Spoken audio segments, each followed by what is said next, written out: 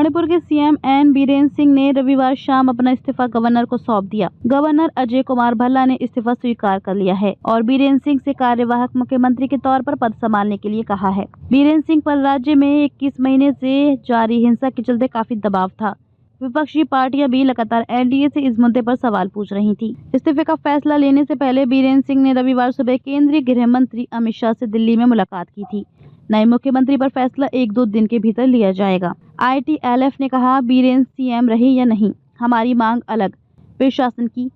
Cookie समुदाय की संस्था ITLF के प्रवक्ता किंजा वूलजोंग ने कहा, बीरेन्द्र सिंह ने मणिपुर विधानसभा में अविश्वास प्रस्ताव में हार के डर से इस्तीफा दिया है। हाल ही में उनका एक ऑडियो टेप लीक हुआ था, जिसका संज्ञान सुप्रीम कोर्ट ने लिया है। ऐसे में अब भाजपा के लिए भी उन्हें बचाना मुश्किल लग रहा है। बीरेन्द्र सिंह मुख्यमंत्री चाहे रहे या नहीं, हमारी मांग अलग प्रशासन की है। अब हम पीछे नहीं हट सकते।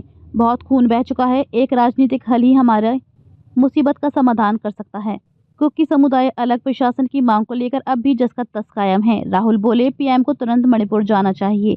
एन बीरेन्द्र सिंह के इस्तीफे के बाद राहुल गांधी ने कहा कि हिंसा जान माल के नुकसान के बावजूद पीएम मोदी ने एन बीरेन्द्र सिंह को पद पर बनाए रखा, लेकिन अब लोगों की तरफ से बढ़ते दबाव, सुप्रीम कोर्ट की जांच और कांग्रेस के अविश्वास प्रस्ताव की वजह से एन बीरेन्द्र सिंह इस्तीफा देने को मजबूर हो गए। एक्स पोस्ट में उन्होंने कहा कि इस वक्त सबसे जरूरी बात यह है कि राज्य में शांति बहाल की जाए और मणिपुर के लोगों के घावों को भरने का काम किया जाए। पीएम मोदी को तुरंत मणिपुर जाना चाहिए, वहां के लोगों की बात सुननी चाहिए और ये बताना चाहिए कि वे हालात सामान्य करने के लिए क्या योजना बना रहे हैं। 1 महीने पहले मणिपुर हिंसा पर बीरेन्द्र सिंह ने कहा था, मुझे माफ करें। 1 महीने पहले मणिपुर के सीएम बीरेन्द्र सिंह ने राज्य में हुई हिंसा और उसमें हुई जनहानि को लेकर माफी मांगी थी। बीरेन्द्र सिंह ने कहा था कि पूरा साल बहुत दुर्भाग्यपूर्ण रहा है, इसका मुझे बहुत दुख है। 3 मई 2023 से लेकर आज तक जो कुछ भी हो रहा है उसके लिए मैं राज्य के लोगों से माफी मांगता हूं। सीएम बीरेन्द्र सिंह ने सेक्रेटेरिएट में मीडिया से चर्चा के दौरान कहा, कई लोगों ने अपने प्रियजन को खो दिया, कई लोगों ने अपना घर छोड़ दिया। मुझे वास्तव में खेद है, मैं माफी मांगना चाहता हूं। मणिपुर में 3 मई 2023 से कुकी मैतेई समुदाय के बीच हिंसा जारी है। मैतेई कुकी समुदाय के बीच भड़की हिंसा को 600 से ज्यादा दिन बीत चुके हैं।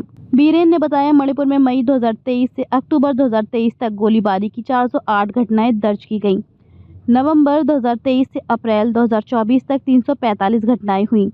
मई 2024 से अब तक 112 घटनाएं सामने आई हैं। हालांकि राज्य में पिछले महीने से शांति है, हिंसा की कोई घटना नहीं हुई है। चिटपुट प्रदर्शन के लिए भी लोग सड़कों पर नहीं उतरे। सरकारी दफ्तर रोजाना खुल रहे हैं और स्कूल में बच्चों की तादाद बढ़ रही है। लीक ऑडियो क्लिप में सीएम पर हिंसा भड़काने का आरोप लगा था। 3 फरवरी को सुप्रीम कोर्ट ने मणिपुर हिंसा पर सुनवाई की थी। ट्रस्ट की तरफ से कोर्ट में याचिका दाखिल करके कुछ ऑडियो क्लिप्स की जांच की मांग की थी।